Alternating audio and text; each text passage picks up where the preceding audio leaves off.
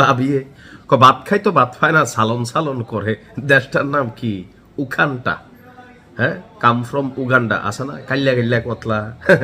তো যাই হোক, গায়ের রং নিয়ে আমি আসলে কোনো রেসিজম করতেছি না, কিন্তু ভাত খাই তো ভাত খায় না, মানে এতটা অভাবী একটা দেশ। এদের দেশে ঠিকমতো হাগু করার মতন এদের টয়লেট নাই, রাস্তাঘাট নাই, এমনকি জনজীবন খুবই দারিদ্র সীমার নিচে বসবাস করে। কিন্তু ফন্দে মোহে আসমান দেহে, কুমিল্লার ভাষা আর কি। মানে এমন এক ঘোষণা দিছে, আচ্ছা ইরানের মতন রাষ্ট্র যদি উগান্ডারে একটা গুতা মারে, ঠেলার লোকে কই যাইব গা? আসেন, মানে ওই যে নামটা কি, তার নামটার ভিতরে একটা কিরুম বাবা আছে, মানে গাই গাই বাবা আছে। নামটা কি? মহুজি কাইনেরু গাবা। হ্যাঁ, গবাদি পশু থেকে গাবা আসছে সম্ভবত, কারণ তার বক্তব্যগুলো অনেকটা গরুর মতন আসছে।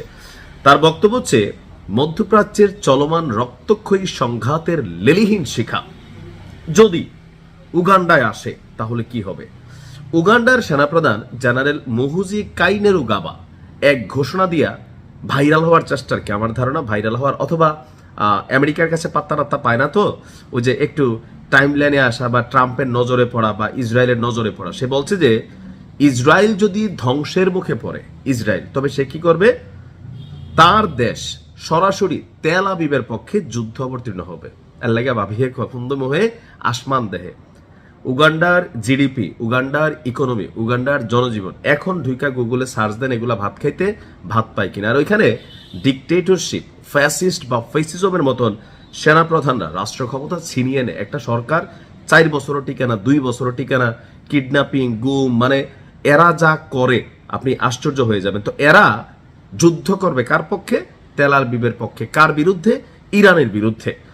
এক টুইটার এই মুহূর্তে বিশ্বজুড়ে একটা লাড়াচাড়া দিছে। তার বক্তব্য, আমরা চাই মধ্যপ্রাচ্যের এই যুদ্ধ এখানে শেষ হোক, বিশ্ব এই সংঘাতে ক্লান্ত। এর দুর্ভন্ত বাতিজা বালাই একুছিল, তবে ইসরায়েলকে ধ্বংস বা পরাজিত করার যে কোনো কথা আমাদের এই যুদ্ধে টেনে নেবে। আহো, হ্যাঁ বাতিজা আহো, হোকার মধ্যে সিলমেরা দিব না। মানে অনেকে আমার বলেন যে ভাই আপনার মুখে এমন ভাষা কিতা কইরাম ভাই, বিশ্বে শরীরটা জর্জর করে। মানতে পারি আমেরিকা কয়, মানতে পারি ফ্রান্সে কয়, জার্মানি কয়, মানে আছে মেশিন।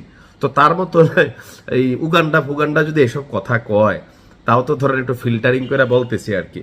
তো যাই হোক, তার বক্তব্য হচ্ছে আমরা চুপ থাকবো না, আমরা লড়াই করব। এমনকি ইরানকে লক্ষ্য করে হুঁশিয়ারি উচ্চারণ করছেন, বলছে তেহরান যদি আমাদের উপর ক্ষেপণাস্ত্র হামলার দুঃসাহস দেখায়, তবে আমরাও আমাদের নিজস্ব ক্ষেপণাস্ত্র দিয়ে তার সমুচিত জবাব দেব। তো ক্ষেপণাস্ত্র কোনটি? ওই দেখবেন বাংলাদেশে এরকম টিকটকে রিলস আসে, কলা গাছ দিয়া ফোলাফেনে ফুংডামি করে এরকম ইয়া বানায়, বাংলাদেশি মিসাইল। আমাদের তো নাই, তো মাঝে মাঝে রিলসে দেখেন না?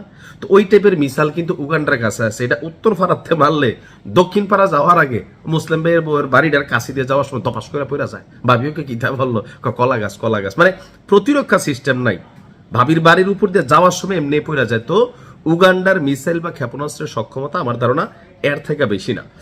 জেনারেল মুহুজুবি আপনার উগান্ডার প্রেসিডেন্ট ইও ওয়েরি মুসেভ্যানির পুত্র এবং দেশটির নিরাপত্তা ব্যবস্থার অন্যতম প্রধান স্তম্ভ। অর্থাৎ তার বাবা পশ্চিমাদের পাঠা চাইটা ওইখানে হচ্ছে একটা নির্বাচন উত্তর কোরিয়ার মতন। কিম জং উন কত পার্সেন্ট ভোট পায়? 99.99 ভোট পায় কিম জং উন।